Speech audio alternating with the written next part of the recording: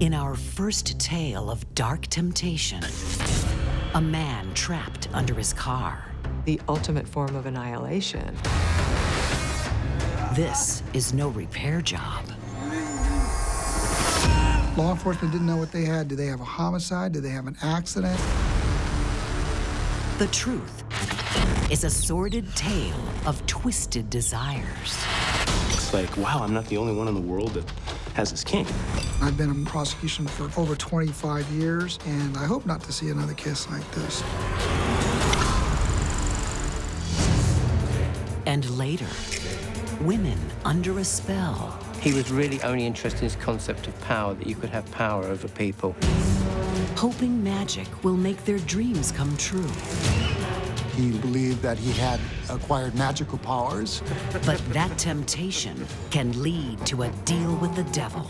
Once you've sold your soul, you might as well sell your soul for a big treasure rather than a small one.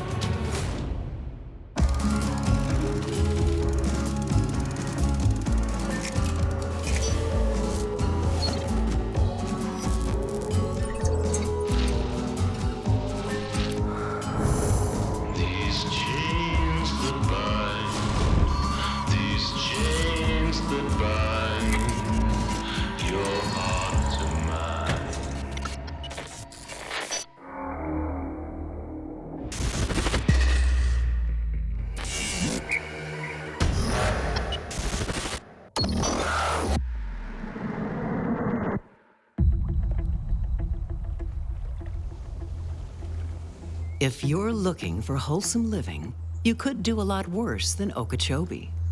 Life in this Florida backwater meanders sedately, with barely a ripple to disturb the natural order. Okeechobee is a rural community. The people here are incredibly polite. They're very old-timey, country-type folks. It's a good place to live. Brian Loudermilk thinks so. The shy 28-year-old was born and bred in this lakeside town.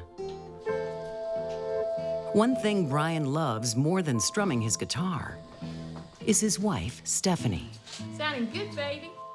He had married a Seminole girl by the name of Stephanie Loudermilk. I do remember her being kind of a quiet, very reserved person. You know, she didn't make an effort to stand out, so she was more of an introvert. Brian and Stephanie fell in love when they were teenagers. And when they were very young, they started dating in high school. They marry and have 3 children, settling on a property on the north side of town. Hey, my little man. To outsiders, the Loudermilks seem gentle, simple folk. They didn't really stand out. They kind of kept to themselves. But one summer's afternoon in 1999, Brian and Stephanie's cozy world comes crashing down. Is he all right? When friends find Brian trapped under his SUV in the driveway of his home. 2 guys he knew showed up. Brian, He was laying underneath the tire. are you all right? There was no way he'd be able to push that vehicle off of him. I can't feel my legs. Go, move it. Brian's friends come to the rescue. They did. Ultimately, moved the vehicle. He wasn't feeling good. I don't know how long he was pinned under there, but long enough to cause serious damage. I feel terrible. Brian is rushed to the hospital, but it's too late. As a result of all that pressure being on his stomach, the buildup of lactic acid built up in the lower half of his body. When the pressure was removed, it raced to his heart, and he died as a result of that.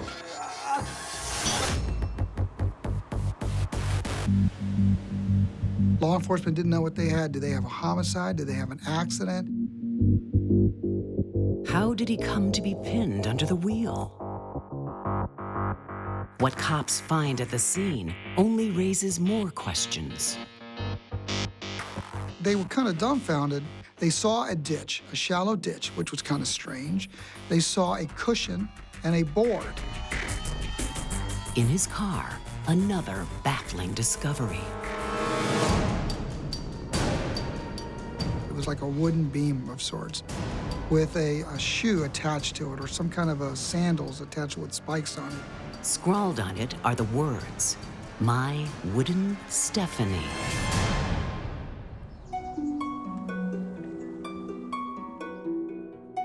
The real Stephanie says there's something the cops should know about her late husband.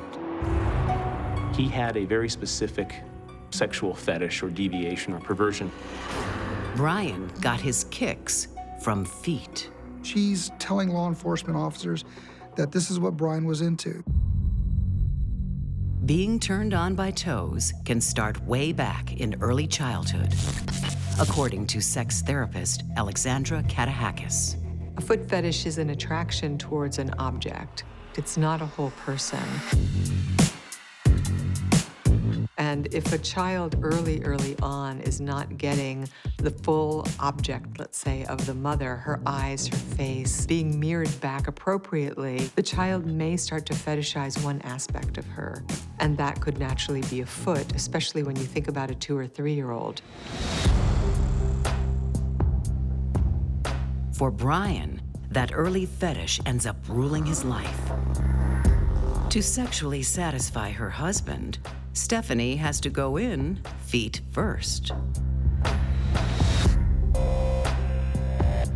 Some guys want stiletto pumps. Some guys want tennis shoes or flat shoes or worn out shoes, dirty shoes. Brian liked Roman sandals.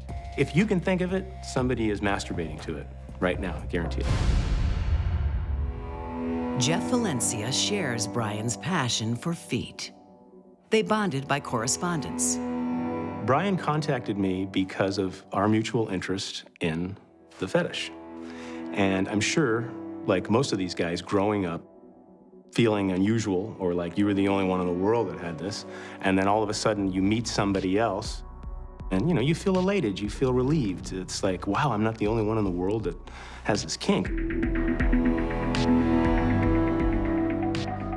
Jeff says Brian's foot fetish went much further. He wanted his wife to walk all over him. Brian sent me some photographs, probably half a dozen or a dozen or so, where he was being trampled with Roman sandals. And at one point, the woman stands on his throat. I think that would kind of hurt. I think when men want women to walk on them, that can actually feel good if you've ever had a massage where somebody's walking on your back. And there are Eastern cultures where they walk on each other all the time for therapeutic benefits. And when Stephanie's not around, Brian devises another way to satisfy his bizarre urges. Using a homemade wooden leg as Stephanie's stand-in. He used this by means of leaning it against a wall and sort of like putting his weight on it. Pretending like he was being stepped on by, I guess, his wife. It was one of his fantasies. Okeechobee police are reeling as they fall deeper into a rabbit hole of perverted passions. And when Stephanie shows them Brian's home movies, they can hardly believe their eyes. Scenes depicted in these videos, they were horrific. It's one of those images that will stay with me forever. Summer in Okeechobee, Florida is usually spent relishing the natural wonders, hunting, fishing, frolicking in the lake. But detectives discover car accident victim Brian Loudermilk enjoyed long, hot days behind closed doors. He loved those Roman sandal shoes. He loved being trampled. He liked women walking on him with them. When police question Brian's wife, Stephanie,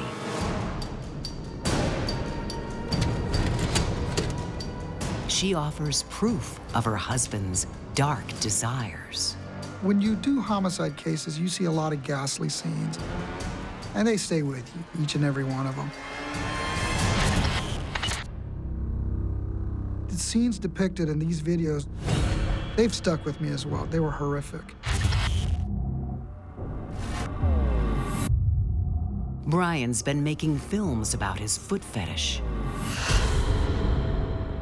veiled women performing bizarre acts.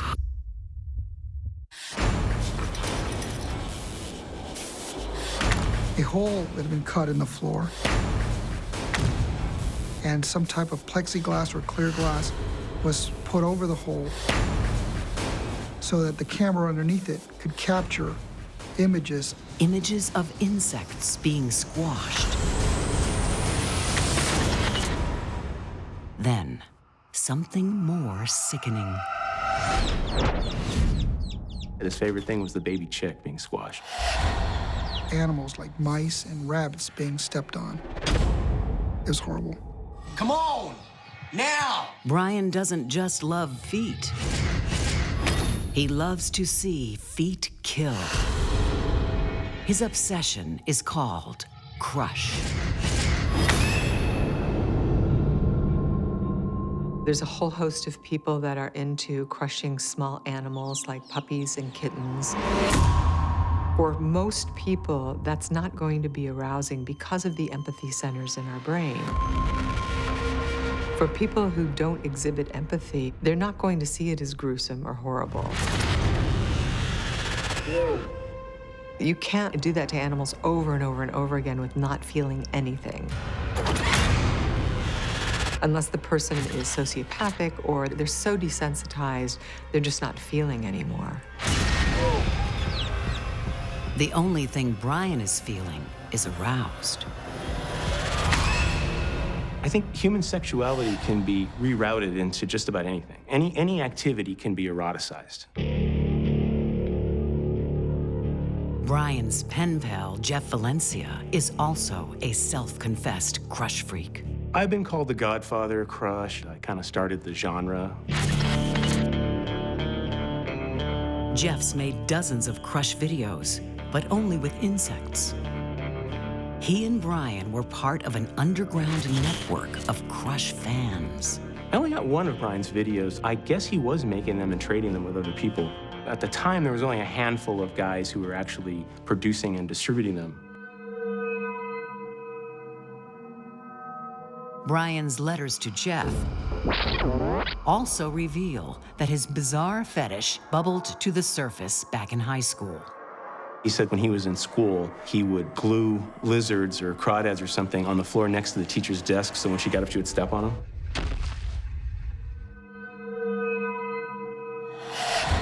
Brian's horrifying home movies are seared on the memory of former attorney in charge, Bernard Romero. That's something that's hard to forget. Any animal lover would be horrified. Could Brian Loudermilk have been killed by an animal rights activist, seeking revenge for these cruel crush tapes? Cops want to find out who else is involved in the gruesome movies. The women's faces are covered, but a tiny tattoo betrays the identity of one player. She had a tattoo exactly like the one we saw in the video. It is Brian's wife, Stephanie Loudermilk. She tells police she had no choice. Brian forced her to do it. That this was something that she was reluctant to do, that she acted under the influence of her husband. She was not a willing participant. And if you look at the videos themselves, it's hard to see her enjoying these things. Did Stephanie decide to finally free herself from her husband's warped temptations by staging the ultimate crush scene? We could speculate as to what had happened.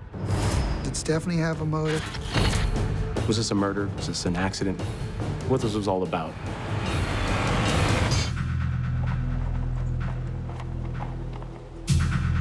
In the tranquil town of Okeechobee, Florida, 1999, Brian Loudermilk pours out his darkest desires.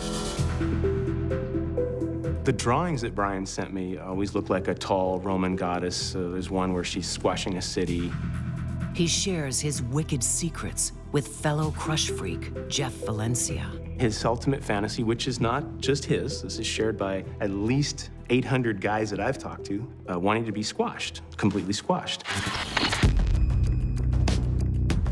Brian loves to watch helpless animals being crushed because he wants to experience their pain.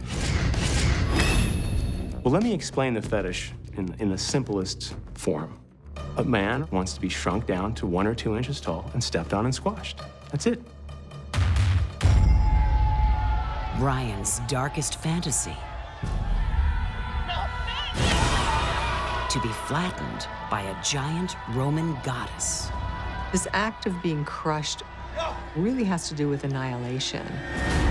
The act of crushing, the act of brutalizing arouses them.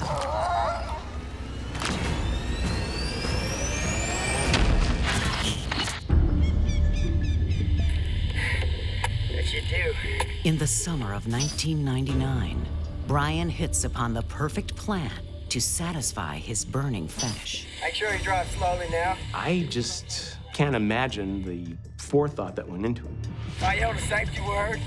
Go get off. But Brian needs help for the final, crucial step. Someone had to roll a truck over top of him. Come on. Slowly. Who was behind the wheel?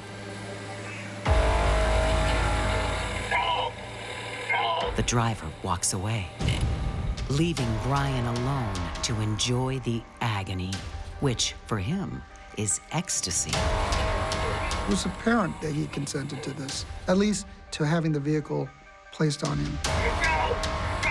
If there was a person involved, if they rolled the truck over top of him and then left, then the next question would be, did Brian want them to leave? Did he want them to stay? The answer will determine if this is an accident or murder. We have persons of interest. We had to try and narrow down who was the last person most responsible for neglecting to remove the vehicle.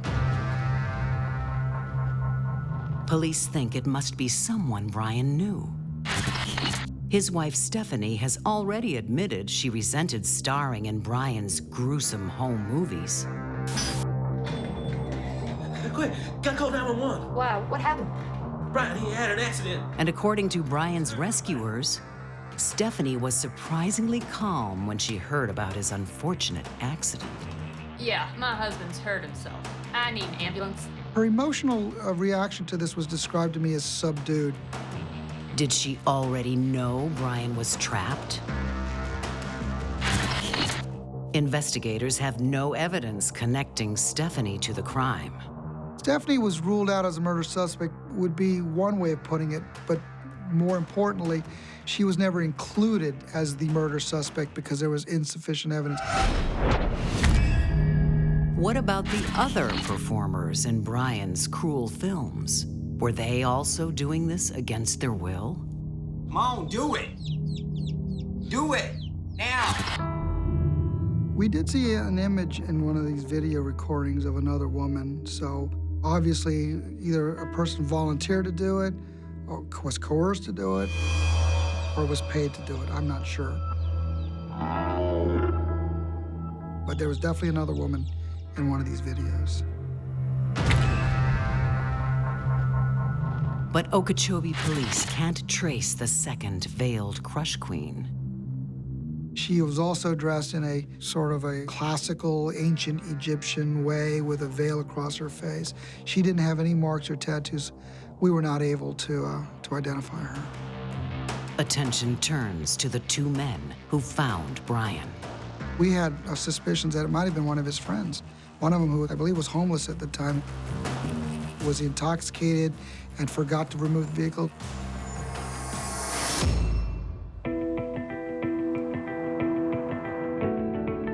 But after weeks of investigation, detectives still have nothing to go on.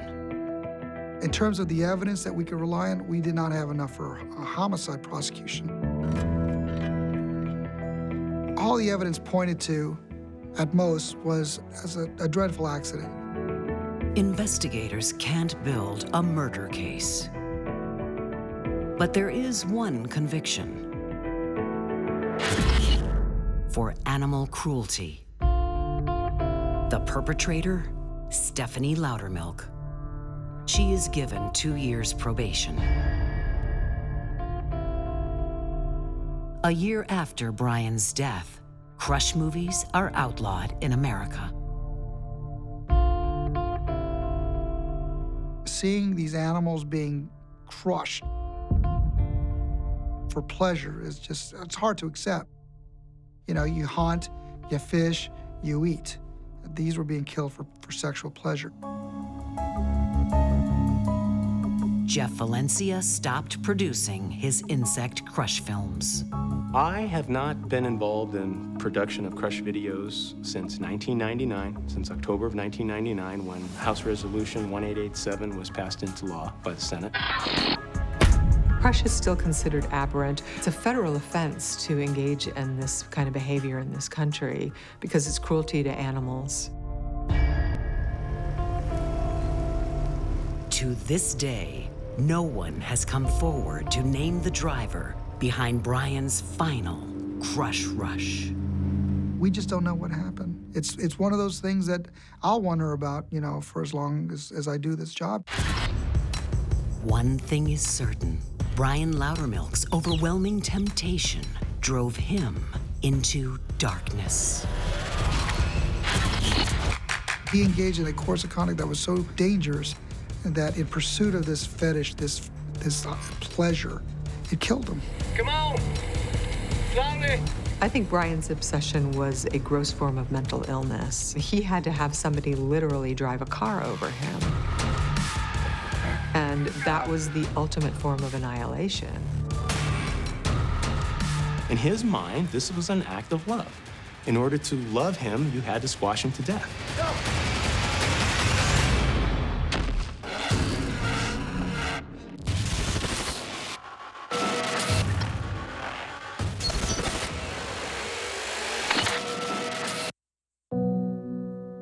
In 1940s Florida, nurse Martha Beck needs a little magic in her lonely life. She's known as a soiled dove. Abandoned by her husband, the single mom can only find romance in her favorite novels.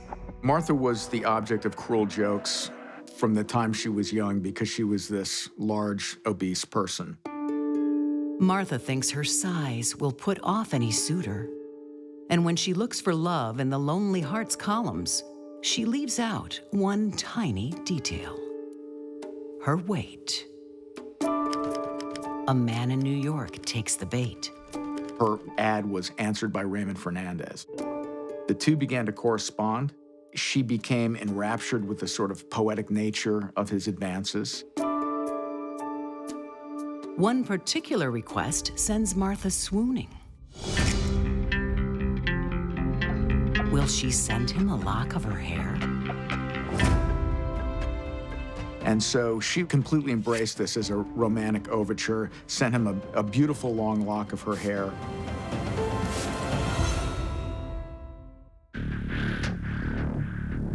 It's enough to entice Ray to travel to Florida to meet his new pen pal. Martha's lonely heart races, and not just with excitement. Martha was, of course, concerned that when Ray saw the lie, the fact that she was this great big woman, that he was going to immediately be shocked. She needn't have worried. 34-year-old Raymond Fernandez is a true gentleman. He's not even put off by her two children. Martha seems to have found the perfect man. Fernandez was a ladies' man, and he was handsome. He was a handsome guy. I think she saw him as a worthy catch and that she would never get another one like that. It's like being plunged into the pages of one of her romance novels. But this enchanted evening gets even better. Martha said that they had sex on the first night and it was the best sex she'd ever had. It was the first time that she actually experienced a sexual climax. And it was a revelation to her. And really just became instantly bonded to him. Ray returns to New York. And with 1,000 miles between them, that might have been the end of the affair. But temptation has no boundaries. She showed up on his doorstep. Martha's not alone. She's brought her kids, and she wants to move in. Now, this was a bit of a shock to him. Her new beau wasn't banking on becoming an instant father. He says Martha can stay, but the kids must go. So this is an amazing moment where she has to make this decision between this man that she hardly knows and these children that she has. For lovesick Martha, the choice is simple. She just picked them up and took them to the Salvation Army and dropped them off and never looked back. They were out of her life. And in fact, Martha never referred to them again, never spoke to them again. That was the trade that she was willing to make for love. It's a shocking sacrifice. But before long, Martha will sacrifice much more for Raymond. This temptation will lure her into depravity. The two darkest desires in any human being are to murder and to love, both forbidden and both, therefore, extremely desirable.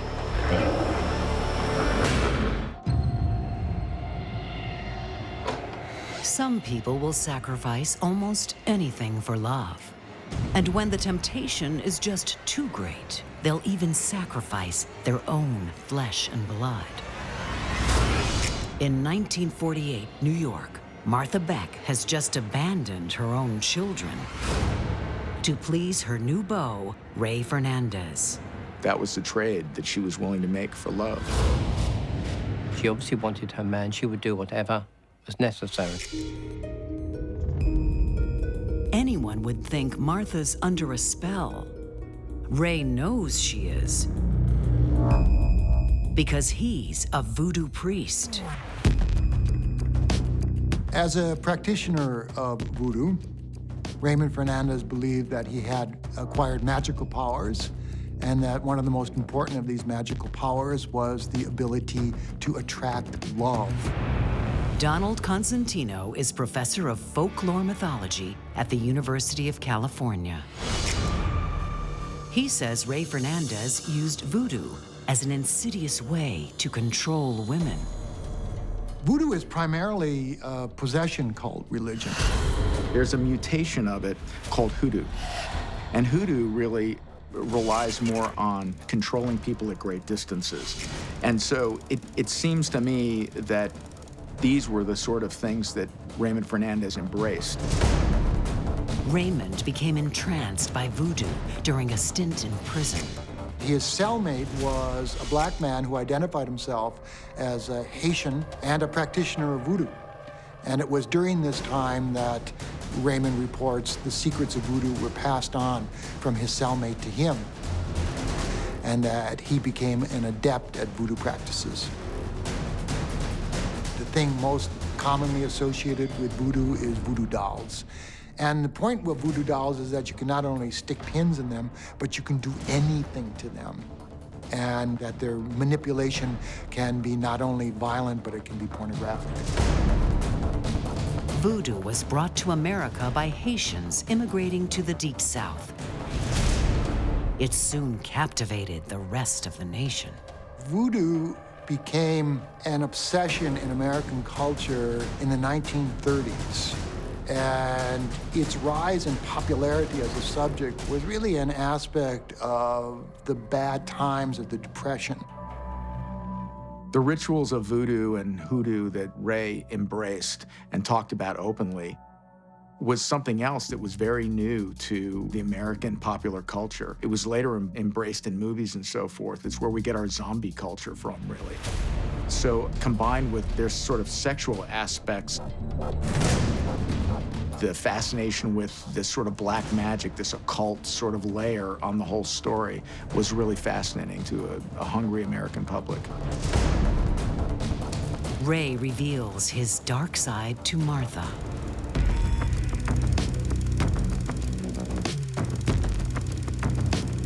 He shares with her this notion of these voodoo rituals.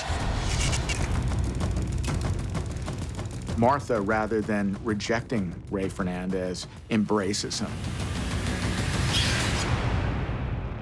She was attracted to all that.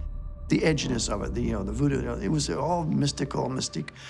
That was very attractive to her. It was getting her out of the ordinary and putting her in something extraordinary in her mind.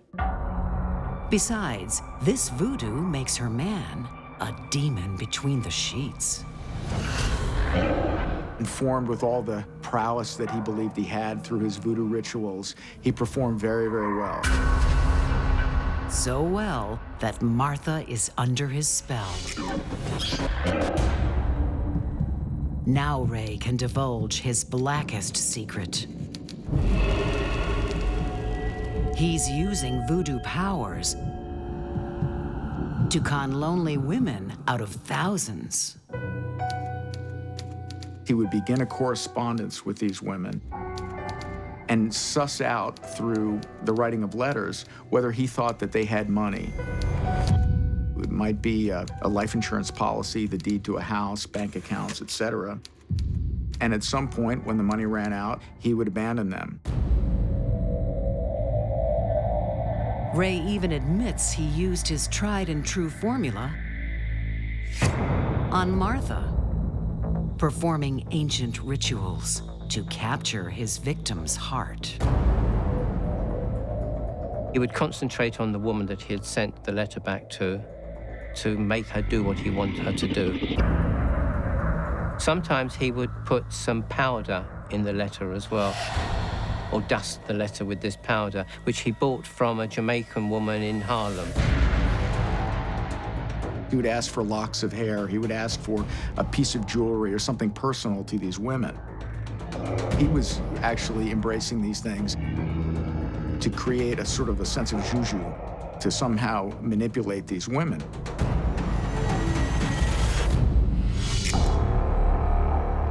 Having a part of somebody else, whether it's hair or toenails or fingernails or bits of clothing that they wore, is in point of fact a universal part of magic. It's called sympathetic magic.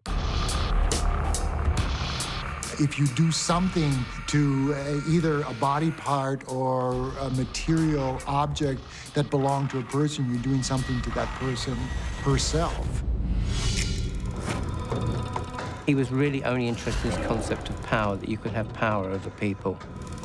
Ray now has power over Martha. She agrees to help with his sordid scams. She was an enthusiastic student of his black arts, and that she, from all evidence, was fully engaged in his magical practices and followed enthusiastically in each of the seductions that he undertook.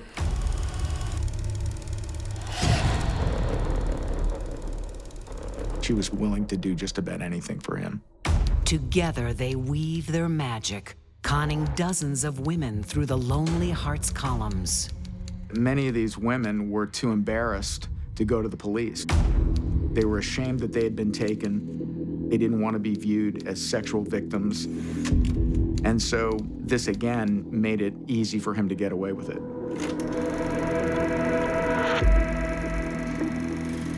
January 1949.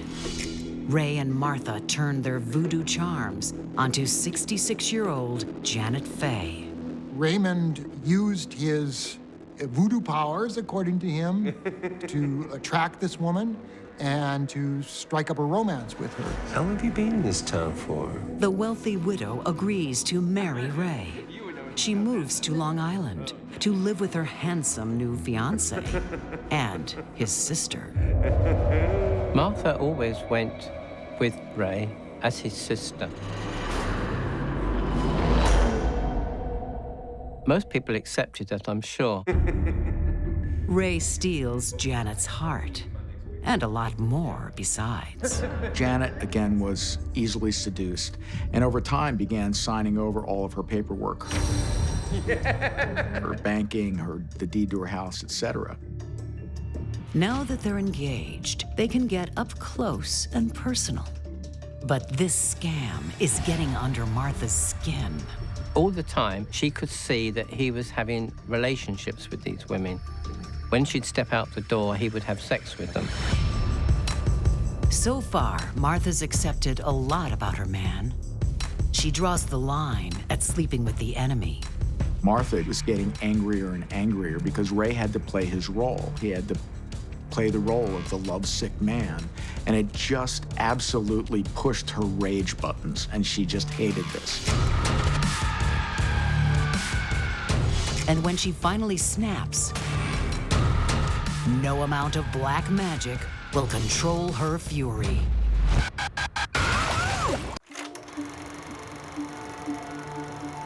In 1949 New York, people are coping with all sorts of shortages. For instance, there isn't exactly a surplus of strong, virile men. So rich widow Janet Faye is tempted by the attentions of her new fiancé, Ray Fernandez. Janet Faye was 66 years old, looking for a bit of love and a bit of care. Little does Janet know, her husband-to-be and his sister are running a scam. They believe Ray's voodoo powers can entrap rich, vulnerable women. Ray took on an entirely different persona, endowed with all of the virility of his voodoo traditions. He believed in the power of voodoo. He believed that it gave him incredible virility. He believed that it gave him the ability to control and possess people. Over and over again, he seduced and took advantage of lonely women.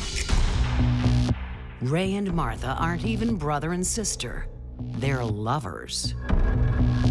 But when Janet Faye moves in, Ray takes his starring role as fiancé a little too seriously.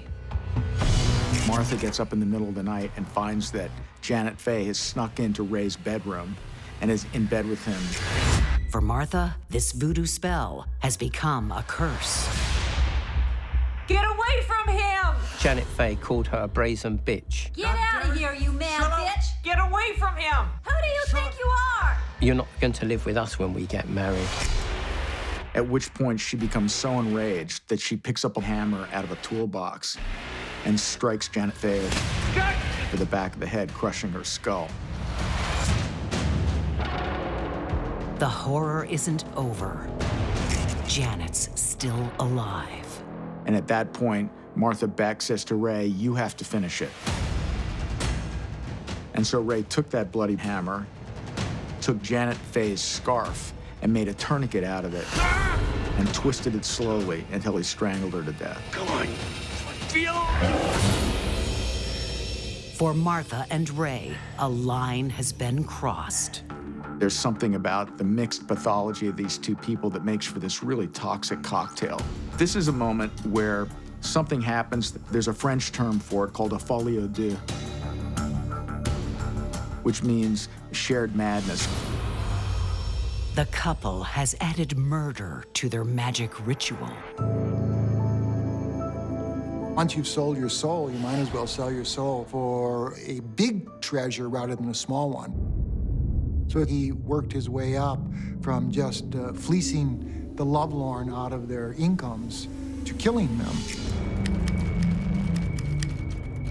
Within days, they're corresponding with another lonely heart in Grand Rapids, Michigan, Delphine Dowling. She's so smitten, she asks Ray and his sister to move in. The war widow wants a new daddy for her 2-year-old daughter, Raynell. Delphine's a little younger than their other targets, and Ray's soon weaving his old black magic.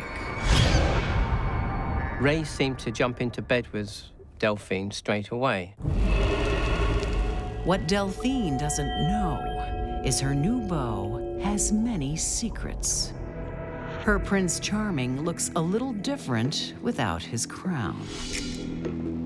One morning, Delphine Downing walks into the bathroom and finds Ray without his toupee on, Who are you?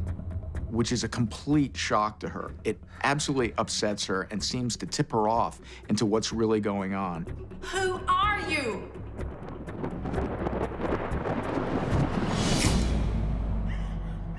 She realizes at that moment that she's being deceived, that he isn't who he says he is. Ray and Martha have a problem. The spell is broken. And Delphine's threatening to kick them out. They need to calm her down, but they don't have time to cast another voodoo hex. She gave her some pills. They just knocked her out. The couple wants the comforts of Delphine's home without Delphine. So they devise a more permanent solution. Delphine's husband, who was killed in the war, had a service pistol, a .45. He went and found that pistol, cocked it, wrapped it in a towel, placed it against the head of Delphine Downing and pulled the trigger. There's just one loose end. Her daughter, Raynell, has witnessed the whole shocking scene. Ray said we'll just deal with it. Who better to deal with it than a woman who disposed of her own children? And so they take her into the basement, they fill up a rusty tub full of water, and Martha submerges the child and drowns her.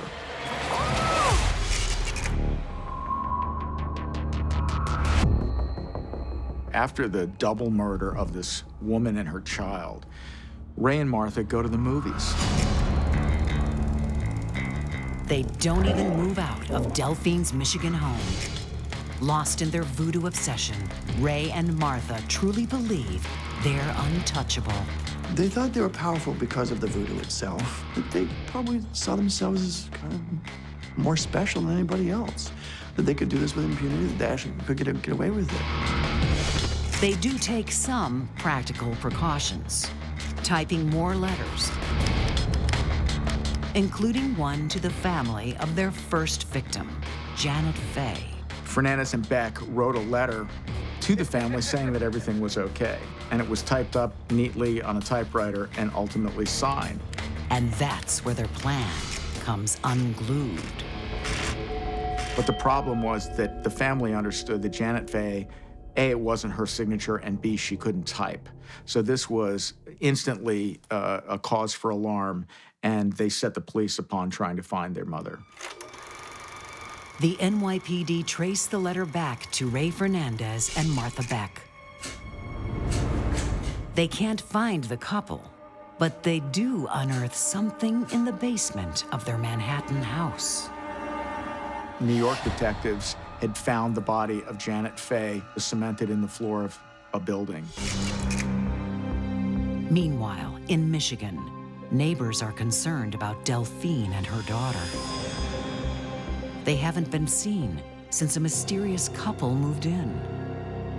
Cops soon make the connection. Police arrived, they began to question Fernandez and Beck, and it clearly became evident that something wasn't right. They searched the house, and when they got to the basement, they found the twin graves of mother and daughter in fresh cement. With such concrete evidence, Ray and Martha both confess to the murder of Delphine Dowling.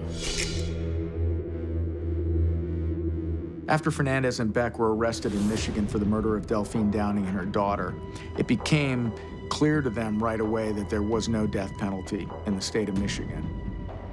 And so they were absolutely open to giving a full confession. In fact, it was almost 73 pages long before they were finished.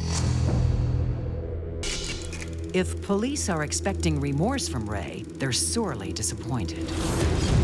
He said, "I am no ordinary criminal. I am an agent of the voodoo powers, that I have special powers, special attraction over women, and I am not in the category of a common criminal." Ray's powers won't save him now. Detectives decide to extradite the pair to New York to stand trial for the murder of Janet Faye. In this state, they face the death penalty. A scandal-hungry public devours the salacious details of sex, lies, and voodoo. It became one of the trials of the century because it detailed so much of the kinky nature of their relationship, how it was rooted in these rituals of voodoo. He boasted openly about his sexual prowess from his voodoo rituals and how he was able to seduce these women and please these women. Filmmaker Todd Robinson knows this voodoo couple well. His grandfather was an investigating detective on the case. My grandfather spoke about Fernandez and Beck in fragments. He seemed a little perplexed by the fact that they really didn't seem to show any empathy for their victims. These were people who were sort of textbook narcissists.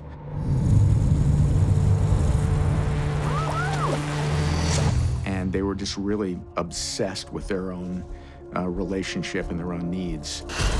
Even on trial, Martha is under Ray's spell, refusing to implicate her voodoo prince. The concept of Ray's power over women was made quite clear by Martha in the court. She couldn't try to blame him for things because he would kill her there and then in court because he had control over her.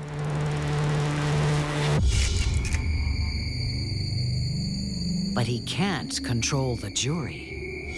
Raymond Fernandez and Martha Beck are both found guilty of the first-degree murder of Janet Faye. They're sentenced to death by electric chair. They were executed on the same day, and from Martha's point of view, with no regrets.